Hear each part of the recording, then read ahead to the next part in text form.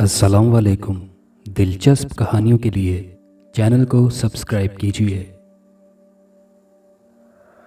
ये कहानी एक ऐसे बूढ़े शख्स तेजा की है जो अपनी जवानी के ज़माने में मौजूदा भारत के शहर शाहजहांपुर में तकसीम से पहले घरों की लिपापोती यानी सफ़ेदी करने वाले पेशे से वाबस्ता था।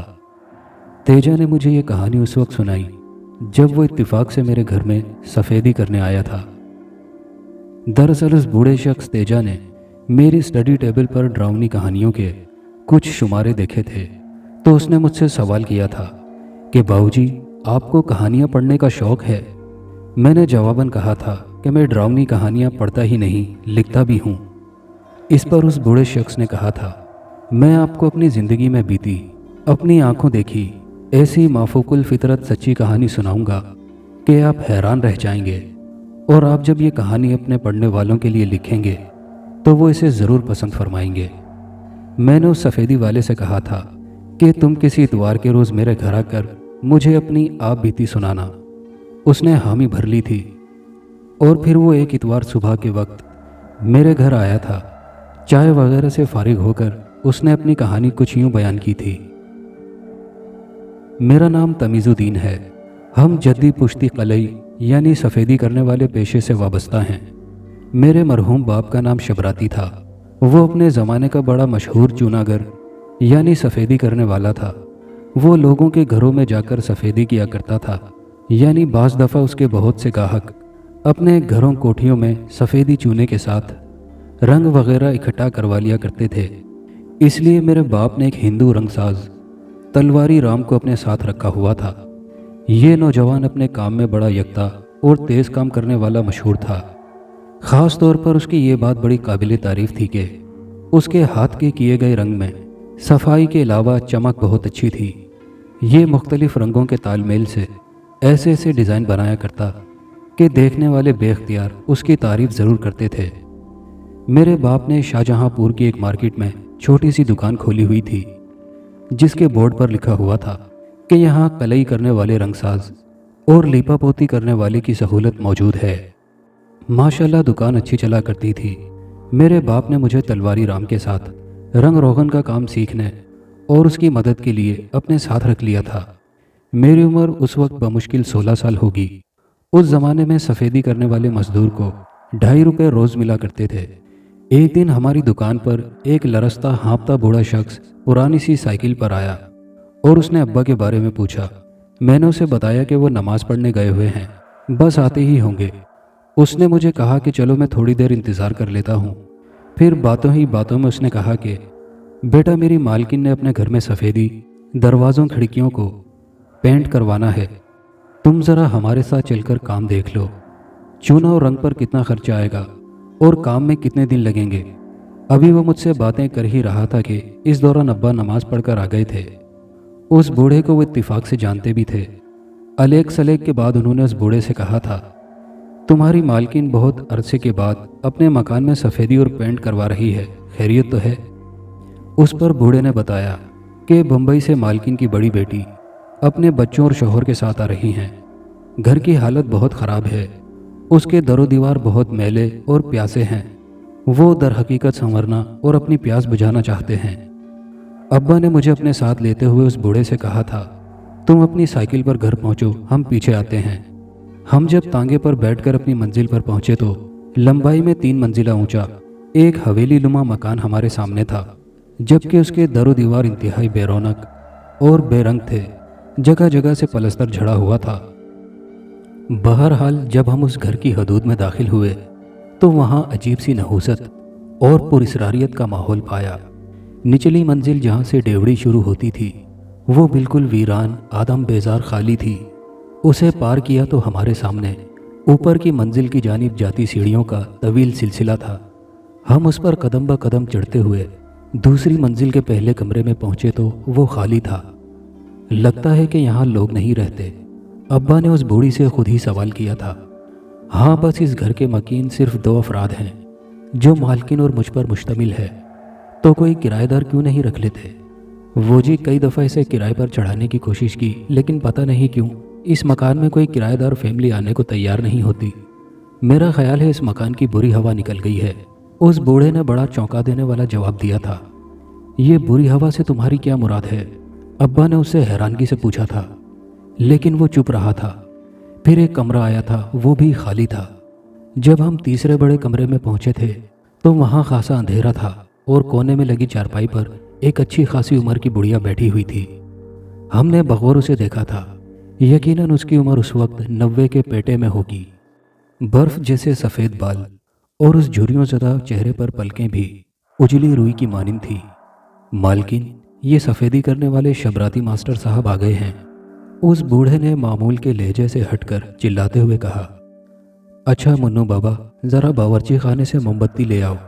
वो लाइन चली गई है, फिर इनसे बात करती हूँ, उस बूढ़ी औरत ने आहिस्दगी से कहा था। लाइन दर हकीकत हिंदुस्तान में बिजली को कहते हैं। वो बूढ़ा मोमबत्ती ले आया, उसे जलाया तो उसकी रोशनी में वो बुढ़िया और भी पुरस्कार लगने लगी थी। जब मैंने दीवार पर उसका साया देखा था तो सच्ची बात है मुझे खौफ आने लगा था। बहरहाल थोड़ी देर बाद बिजली आ गई थी, सब कुछ नॉर्मल हो गया था। मैं और अब्बा सारे घर का काम, अखराजात और काम की मुद्दत तकमील का हिसाब लगाना चाहते थे।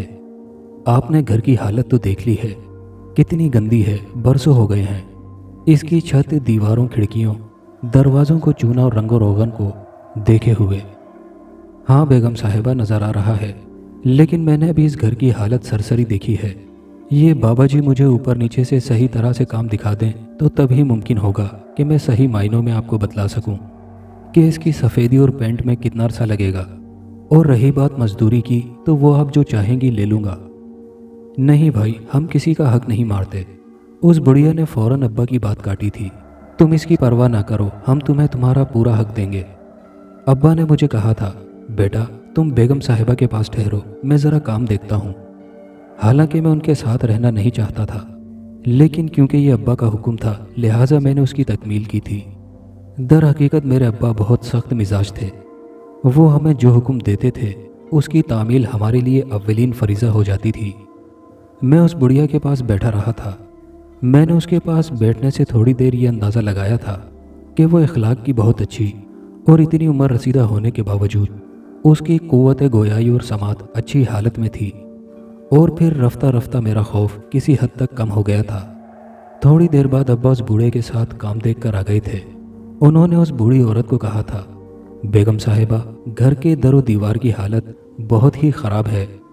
इनकी सफ़ेदी और पेंट के काम में कम से कम महीना भर तो लगेगा, लेकिन बेहतर यह है कि आप पहले दीवारों वगैरह पर जो जगह जगह पलस्तर उखड़ा हुआ है उसे ठीक करवा लें। इससे सफ़ेदी और पेंट अच्छा होगा। वैसे आपकी मर्ज़ी, जैसा आप कहेंगी वैसा ही कर लूँगा। और हाँ, ये मुन्नू भाई की टांगें चलते हुए लरसती हैं।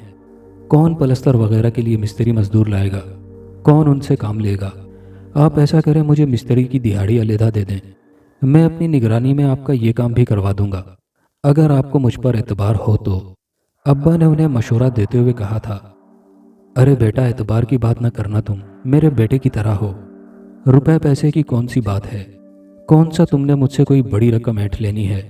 तुम ऐसा करो, मुन्नू बाबा से राज मजदूरी के लिए जितने पैसे लेना चाहो ले लो और मेरा ये काम करा दो। ये मुझ बुढ़िया पर बड़ा एहसान होगा तुम्हारा। कोई बात नहीं बेगम साहिबा, आप हमारी माँ की जगह हैं, मैं आपका ये काम भी करवा दूंगा। वैसे मैंने ये देख लिया है कि पलस्तर सिर्फ नीचे से ज़्यादा उखड़ा हुआ है, 1-2 दिन का काम है। अब्बा जी ने वो पलस्तर वाला काम बहुत अच्छा और सस्ता करवा दिया था।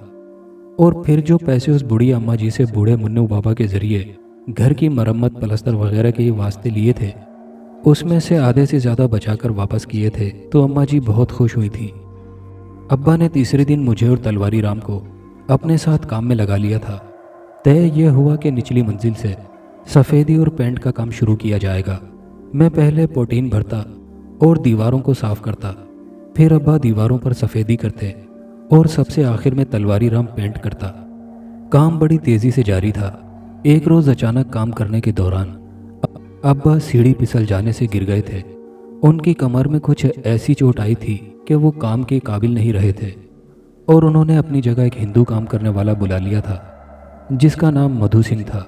और फिर वो अब्बा की जगह दीवारों पर सफ़ेदी और चूने की कूची फेरने लगा था। एक रोज़ काम के दौरान मुझसे मधु सिंह ने कहा था यार मुझे समझ नहीं आती कि इतने बड़े घर में सिर्फ 2 बूढ़े रहते हैं। ये घर बड़ा पुरस्कार है। मुझे तो ऐसे लगता है जैसे इस मकान की ऊपर वाली खाली मंजिल में भी कोई रहता है। तू ये बात किस बुनियाद पर कह रहा है? मैंने सवाल किया था। उसने जवाबन कहा था कि मैंने खुद अपने कानों से आज सुबह ऊपर किसी के चलने की आहट सुनी थी। ओ यार तेरा वहम होगा। अच्छा खैर अगर ऐसा ही है तो बड़े तरीके से मैं ये राज मुन्नू बाबा से जानने की कोशिश करूंगा। मैंने तलवारी राम की बात के जवाब में कहा था। शाम हुई तो हमने दिहाड़ी का काम ख़त्म कर दिया था और अपने घर के कपड़े पहनने के अलावा रंग और चूने से सने हुए ब्रश और कुचियों को साफ किया था। इसी दौरान में जब मुन्नू बाबा मेरे पास आए तो मैंने बातों बातों में उनसे पूछा था, आप यहाँ इतने बड़े घर में सिर्फ 2 ही इंसान रहते हैं या कोई तीसरा भी है? उन्होंने नहीफ सा गुस्सा अपने माथे की शिकनों में नुमाया किया था और मुझे कदरे डांटते हुए बोले थे, बेटा अपने काम से काम रखो, तुम्हें हमारी ज़ाती ज़िंदगी में दखल देने का कोई हक नहीं। मैं अपना सा मुंह लेकर रह गया था। फिर उन्होंने मुझे ये ताकीद भी की थी कि तुमने किसी भी कीमत पर ऊपरी मंजिल की छत पर नहीं जाना, और हाँ जब पहली दोनों मंजिलों का काम ख़त्म हो जाए तो तुम्हें कम से कम 2 दिन पहले मुझे इसके बारे में बतलाना होगा। सच्ची बात है मुझे उनकी ये मंतक बिल्कुल भी समझ में ना आई थी, और जब मैं काम से फारिग होकर घर गया था तो वहाँ मैंने चारपाई पर लेटे चोटों से कराहते अब्बा को कहा था, मुझे उस घर में खौफ आता है, लिहाजा मैं आइंदा उधर काम करने नहीं जाऊँगा। अब्बा ने मुझे डांटते हुए कहा था, अरे कमबख्त मैंने उस मकान का ठेका लिया हुआ है, ज़बान दी हुई है।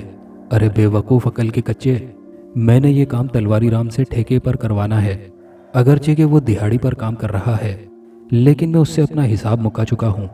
लिहाजा हमें क्या कि वहाँ कोई ऊपरी साया है या वहाँ कोई तीसरा भी है, हमने तो बेटा अपनी मजदूरी करनी है।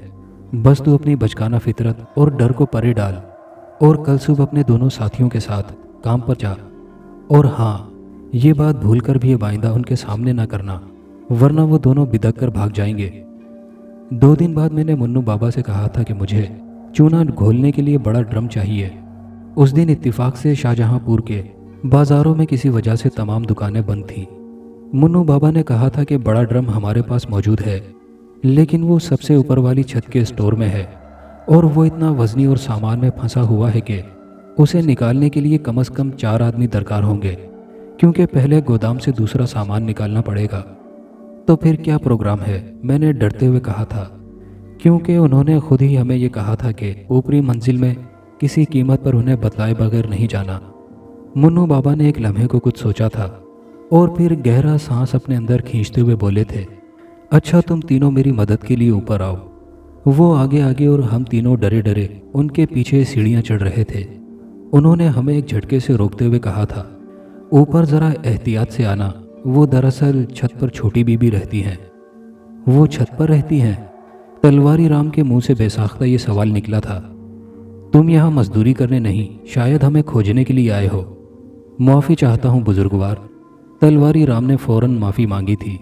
जब हम तीनों छत पर पहुँचे थे तो वहाँ ये मंजर देखा था कि एक दुबली पतली औरत जो कि शक्लो सूरत से हसीन नाक नक्शे की मालिक थी, उसका कद भी बड़ा अच्छा था। वो बड़ी खामोशी से लेकिन बेचैनी के आलम में छत पर टहलने वाले अंदाज में मुसलसल यूं चक्कर लगाई जा रही थी जैसे कोई फिरकी वाली मोटर उसके पाँव में लगी हुई हो। उसकी आंखें मुसलसल इस तरह घूम रही थीं जैसे वो किसी को तलाश कर रही हो। हमने उस पर एक सरसरी निगाह डाली थी और फिर मुन्नू बाबा के साथ स्टोर के अंदर घुस गए थे, और वो वहाँ से पहले वो सामान निकालना शुरू किया था जिसमें ड्रम फंसा हुआ था। मुन्नू बाबा, तलवारी राम और मधु सिंह स्टोर के अंदर थे जबकि मैं बाहर था और बहाने बहाने से उस औरत की जानिब देख रहा था जो यकीनन बड़ी पुरस्कार सी लग रही थी। वो ऐसी क्यों थी, ये सवाल मेरे तजस्सुस का बाइस बन रहा था। लेकिन सच्ची बात है मेरी हिम्मत नहीं पड़ रही थी कि मैं मुन्नू बाबा से उस पुरस्कार औरत के बारे में पूछूं, और फिर मुझे बाद में भी ऐसा मौका नहीं मिला था। मधु सिंह अब्बा की जगह सारा हिसाब किताब और काम देख रहा था। वो चूंकि अब्बा का हम उम्र और पुराना दोस्त था, इसलिए जैसा वो कहता वैसा ही मुझे और तलवारी राम को करना पड़ता था। दूसरी जानिब मुन्नू बाबा भी हमारी जो मजदूरी बन रही थी वो बगैर किसी हुज्जत के हमें दे रहा था। ये उनकी अच्छी बात थी। दूसरी तरफ मेरे बीमार अब्बा दिन ब दिन बिस्तर पर पड़े सूखते जा रहे थे। और फिर एक दिन बूढ़ी मालकिन ने मुझे खुसूसी तौर पर दूसरी मंजिल पर अपने पास बुलाकर कहा था, बेटा तमीज़ुद्दीन, मुझे आज ही तलवारी राम ने बतलाया है कि तुम्हारे अब्बा जो सीढ़ी फिसलने की वजह से गिरे थे, अब उनकी हालत बहुत बुरी हो गई है। इस निगोड़े मुन्नू बाबा ने मुझे इस बारे में कुछ बतलाया तक नहीं। बेटा हमें माफ़ करना, हम तो पहले ही अपनी ज़िंदगी के एक अताब जैसे इम्तिहान में मुब्तला हैं। खुदा हमें मौत भी आसानी से नहीं देता। जी आप तो बहुत मोहब्बत करने वाली बुजुर्ग खातून हैं, अल्लाह आपको तवील ज़िंदगी दे। ज़िंदगी की खुशियाँ समेटने की उम्र तो तुम्हारी है बेटा, खुदा तुम्हें लंबी और सेहत वाली ज़िंदगी दे।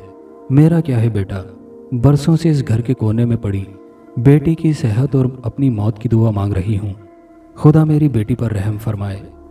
दुआ करो इस बेकसूर की सज़ा किसी तरह ख़त्म हो जाए। उन्होंने जब अपने मुंह से ये अल्फाज अदा किए थे कि खुदा मेरी बेकसूर बेटी की सज़ा ख़त्म कर दे, तो मेरे कान खड़े हो गए थे। और फिर मैंने हिम्मत करके पूछा था, ये आपकी बेकसूर बेटी की सज़ा वाली बात से क्या मुराद है? मेरे सवाल पर अम्मा मालकिन ने पहले तो चुप लगा ली थी और फिर उन्होंने बात टालते हुए मुझसे कहा था, तुम अपने अब्बा का इलाज सही तरीके से अच्छे डॉक्टर से कराओ और तुम इसके लिए खर्चे की फ़िक्र ना करना, बल्कि तुम ऐसा करो कि मशहूर गोरे डॉक्टर डेफनिल से अब्बा का इलाज कराओ। वो बदरपुर में बैठता है, वहाँ जाने के लिए मोटर गाड़ी का बंदोबस्त हम करवा देंगे। फिर उन्होंने मुन्नू बाबा को हुक्म दिया था कि वो मेरे अब्बा के अच्छे इलाज के लिए फौरी इक़दाम करें, और उनके हुक्म के मुताबिक मुन्नू बाबा ने अब्बा को खुसूसी तौर पर किराए की मोटर गाड़ी में बदरपुर जाकर डॉक्टर डेफनिल को दिखाया था, जो बड़ा तजर्बेकार और सच गो था। उसने मुझे और मुन्नू बाबा को एक तरफ ले जाकर साफ साफ बतला दिया था कि सीढ़ी से गिरने की वजह से इस बाबा की कमर के 2 मोहरे मुकम्मल तौर पर टूट चुके हैं। अब उनका इलाज कोई नहीं, सिर्फ मौत का इंतज़ार है। लिहाजा मैं सिर्फ इतना ही कर सकता हूँ कि इनके लिए दर्दकुश दवाएं तजवीज़ कर दूँ।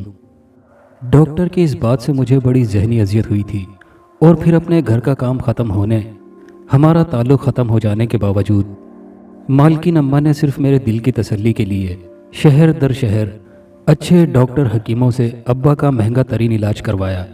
लेकिन डॉक्टर डेफनल का कहा सच साबित हुआ कि अब्बा का इलाज सिर्फ मौत ही है। अब्बा मर गए। उनके मरते ही ऐसा लगा जैसे हमारी ज़िंदगी के समंदर में मधु जुज़्व आ गया हो। मैं अपने बहन भाइयों में सबसे बड़ा था, सारी जिम्मेदारी मुझ पर आ गई थी। ज़िंदगी में आगे अंधेरा ही अंधेरा नज़र आ रहा था। लेकिन खुशकिस्मती से ये परेशानी वक्ती साबित हुई। हुआ यूं कि अब्बा की फौतगी के चंद रोज़ बाद वो अम्मा मालकिन साहिबा मुन्नू बाबा के साथ मोटर गाड़ी में बैठकर हमारे घर आई थी और हमारी बहुत ही ज़्यादा माली मदद की थी। वो जाने से पहले मेरी अम्मा से माफ़ी मांगते हुए बोली थी, हम तुम्हारे खाविंद के कातिल हैं। काश हम मास्टर शबराती को अपने घर चूने पेंट के लिए ना बुलवाते।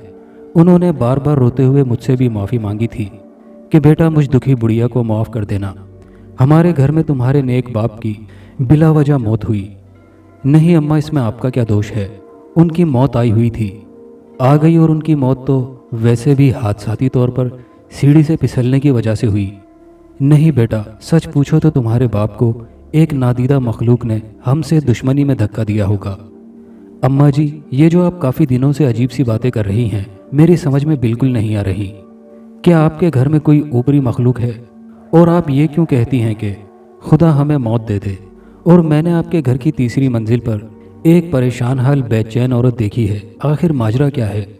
मालकिन अम्मा मेरा सवाल सुनकर एक ठंडी सांस लेने के बाद बोली थी, बेटा तमीज़ुद्दीन, दरअसल हमारे घर की खुशियों का कातिल कोई एक नहीं, कई किरदार हैं।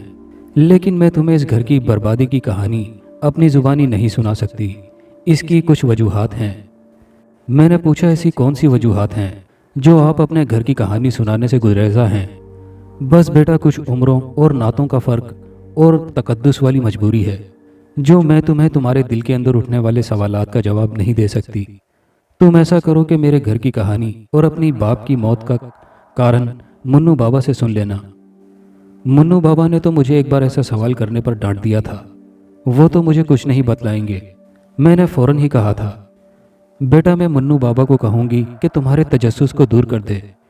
کیونکہ اب وقت کا تقاضا کچھ ایسا ہو گیا ہے کہ تمہیں اس گھر کی حقیقت بتا دی جائے، کیونکہ میرا ضمیر گوارا نہیں کرتا کہ تمہیں اس گھر کی بھیانک کہانی نہ سنائی جائے جہاں تمہارے ابا کی موت ہوئی۔ تم کل صبح آنا، منو بابا تمہارے دل میں اٹھنے والے سوالات کا جواب ایک کہانی کی صورت میں دیں گے۔ دوسرے دن صبح کے وقت میں مالکن اماں کے گھر پہنچ گیا۔ انہوں نے مجھے بٹھا کر منو بابا کو آواز دی۔ وہ آئے تو انہوں نے مجھے کہا، تمیز الدین، تم ایسا کرو کہ میرے ساتھ چھت پر آؤ، لیکن پہلے تم مالکن اماں کے ساتھ چائے پانی کر لو۔ چائے پینے کے بعد منو بابا نے مجھے سیڑھیوں کی جانب آ جانے کا اشارہ کیا تھا، اور جب میں ان کے ساتھ چھت پر پہنچا تھا تو وہاں اس عورت کو اسی طرح بے چین مسلسل ٹہلتے دیکھا۔ اس کے چلتے قدموں میں ایک لمحے کے لیے بھی توقف نہ تھا۔ میری نگاہیں اس عورت کے خبط الحواس سراپے کا طواف کر رہی تھی کہ منو بابا نے میری توجہ اپنی جانب مبذول کرواتے ہوئے کہا تھا، پہلے تو میں تم سے اپنے گزشتہ رویے کی معافی مانگتا ہوں جب میں نے تمہیں ڈانٹا تھا کہ تم ہماری ذاتی زندگی میں دخل نہ دو۔ میں نے کہا تھا منو بابا، آپ میرے لیے قابل احترام ہیں، آپ اس بات پر پشیمان نہ ہوں۔ منو بابا کچھ دیر کی خاموشی کے بعد بولے تھے، بیٹا میں کبھی کسی قیمت پر اس گھر کے تاریک گوشوں سے پردہ نہ اٹھاتا، لیکن مالکن کے حکم نے مجھے اپنی زبان کھولنے پر مجبور کر دیا ہے۔ بیٹا یہ جو سناٹے سے بھرا پراسرار گھر اور اس ٹہلتی خاموش لڑکی کو دیکھ رہے ہو، بخدا پہلے کبھی ایسی نہ تھی۔ یہ تو بہت شوخ چنچل ایم اے پاس پڑھی لکھی لڑکی بڑی باشعور تھی، اور اس گھر میں تو خوشیاں رقص کرتی تھیں۔ اس لڑکی کا نام رانی ہے۔ یہ اپنی بڑی بہن پروین کے بعد دوسرے نمبر پر تھی۔ ان دونوں سے پہلے ان کے باپ سیٹھ اسماعیل کی کئی اولادیں پیدا ہو کر جوانی کی حدود کو چھونے سے پہلے ہی راہی عدم ہو گئی تھیں۔ بہرحال اس گھر میں 3 بہن بھائی رہا کرتے تھے۔ ان تینوں بھائیوں میں اس کا باپ سیٹھ اسماعیل سب سے بڑا تھا، دوسرا چھوٹا بھائی مختار، اور سب سے چھوٹا حکیم الدین تھا۔ پروین کی منگنی مختار کے بیٹے فضل سے اور رانی کی منگنی حکیم الدین کے بیٹے رؤف سے ہوئی تھی۔ تینوں بھائیوں اور بھاوجوں میں اتفاق بہت تھا۔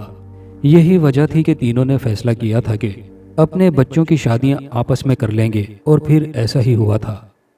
پروین نے جب ایف اے کیا تو اس کی شادی طفیل سے ہو گئی، جبکہ رانی کی شادی اس لیے رکی ہوئی تھی کہ اس کا منگیتر رؤف انگلینڈ میں پڑھ رہا تھا۔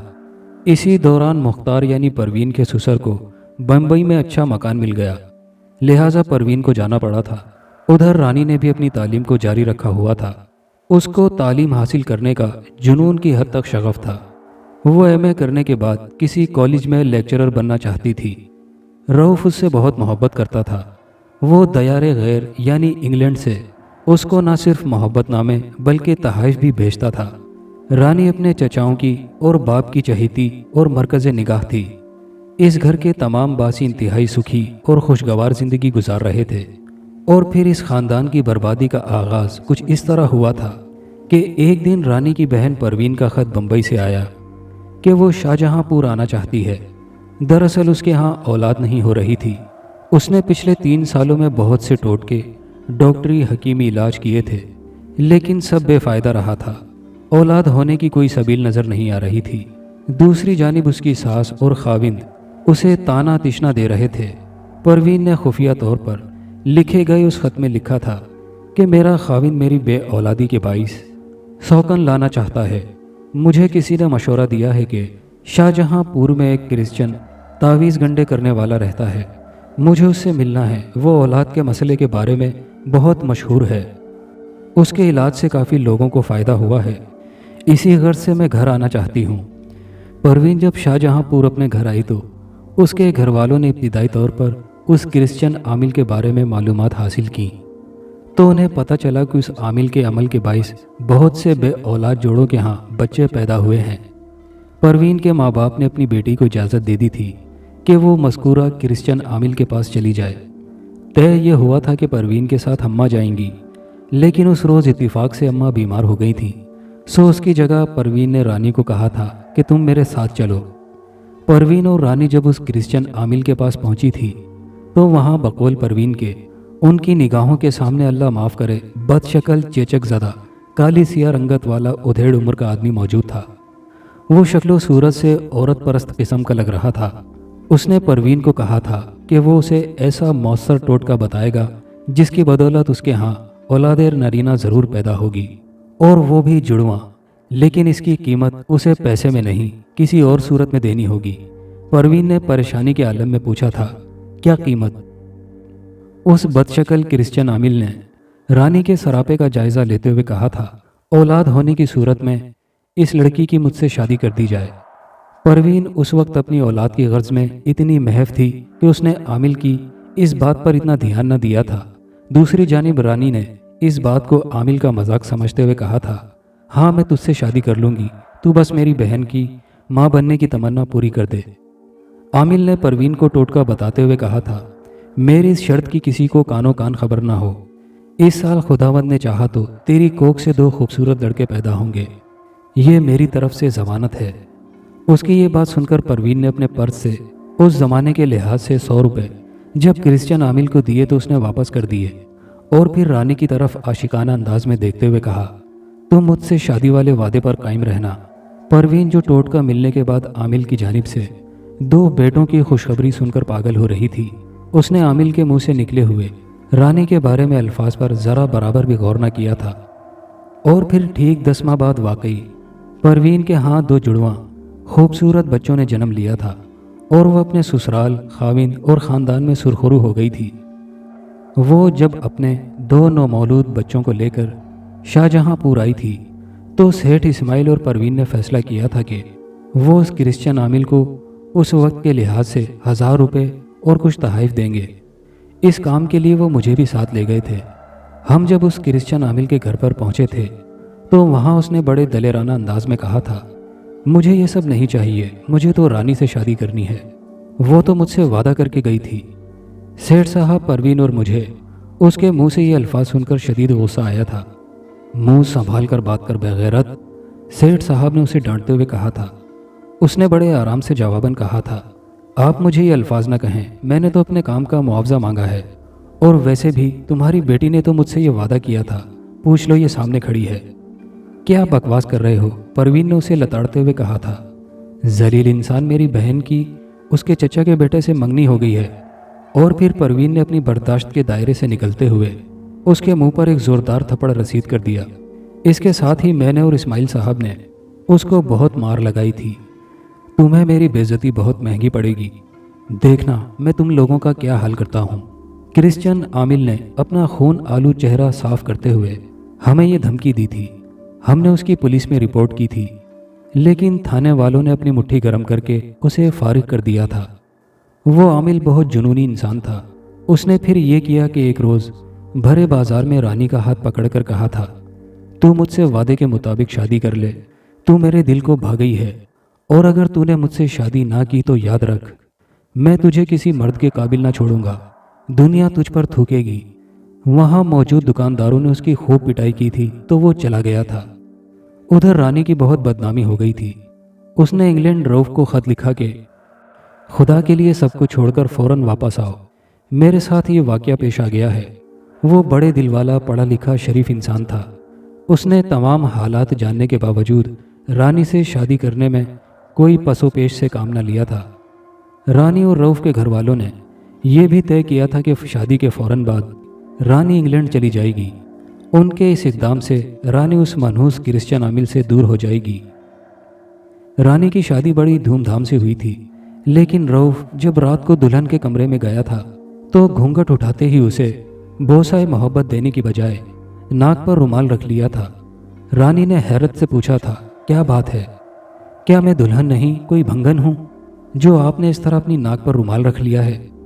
روف خاموشی سے اسے دیکھتا رہا، لیکن زبان سے کچھ نہ بولا۔ رانی نے تنگ آ کر اسے جھنجھوڑتے ہوئے پوچھا تھا، کیا بات ہے؟ تم یکدم جھٹکے سے میرے وجود سے علیحدہ کیوں ہو گئے؟ اب روف نے آہستہ آہستہ لب کھولتے ہوئے کہا تھا، تمہارے وجود سے عجیب سی بدبو آ رہی ہے۔ یہ تم کیا بکواس کر رہے ہو؟ رانی نے روتے ہوئے سوال کیا تھا۔ میں سچ کہہ رہا ہوں رانی، تمہارے بدن سے۔ رانی تو جیسے جنون میں آ گئی تھی۔ اس نے روف کو جھنجھوڑا اور چلاتے ہوئے کہا تھا، دیکھو میں گلاب اور اپٹن جیسی خوشبوؤں سے نہائی ہوں، تم کیسی پاگلوں جیسی باتیں کر رہے ہو۔ وہ بری طرح چیخنے چلانے لگی تھی۔ رانی کیونکہ اسی گھر میں بیاہ کر इसी घर के दूसरे पोर्शन में आ गई थी, इसलिए उसकी चीखों पुकार ने रानी और रऊफ दोनों के घर वालों को हिलाकर रख दिया था। सब लोग हुजले उरूसी के दरवाजे पर बहुत परेशान कुन अंदाज में पहुंचे थे, जहां अजाब पड़ा हुआ था। बड़ी बेगम और सेठ इस्माइल ने घबरा कर रऊफ से पूछा था कि आज तो तुम्हारी खुशबुओं वाली सुहाग रात है, फिर ये क्या माजरा है। उस पर रऊफ ने बहुत मायूस कुन अंदाज में कहा था, रानी के जिस्म से बहुत बदबू आ रही है। बेटा, ये तुम कितनी भौंडी और अजीब बात कर रहे हो, दीवाने हो गए हो क्या? रऊफ की माँ ने उसे गुस्से के आलम में डांटा था। मैं कोई दीवाना नहीं हूँ, मैं ये बात बड़े वसूख से कह रहा हूँ कि रानी के वजूद से बदबू आ रही है। रऊफ की ये बात सुनकर बड़ी मालकिन ने जुनूनी हालत में सबको धक्का दिया था और आगे बढ़कर पागलों की तरह रानी के जिस्म को अपनी नाक लगाकर सूंघते हुए बोली थी, अरे बेवकूफ़, इसके जिस्म से तो हिना उपटन, गुलाब और दीगर चीज़ों की खुशबू आ रही है। रऊफ, तुमने क्यों अपनी सुहागरात को तमाशा बनाकर रख दिया है? नहीं नहीं, मैं सच कह रहा हूँ। रऊफ अब भी अपनी बात पर कायम था। अच्छा बेटी, तुम ऐसा करो कि मेरे कमरे में चलकर सो जाओ। और रऊफ, मुझे ऐसा लगता है कि तुम बीमार हो, तुम भी आज रात अलहदा सो जाओ, सुबह कुछ फैसला करेंगे। सुबह हुई तो वलीमे वाले दिन घर के तमाम अफराद यानी ससुराल और मैके वाले अफसुर्दगी की तस्वीर बने हुए थे। उस रात रऊफ को बुजुर्गों ने समझा बुझाकर रानी के कमरे में भेजा। रानी के जिस्म पर कई कीमती खुशबुओं, इतरियात की बोतलें उंडेली गई।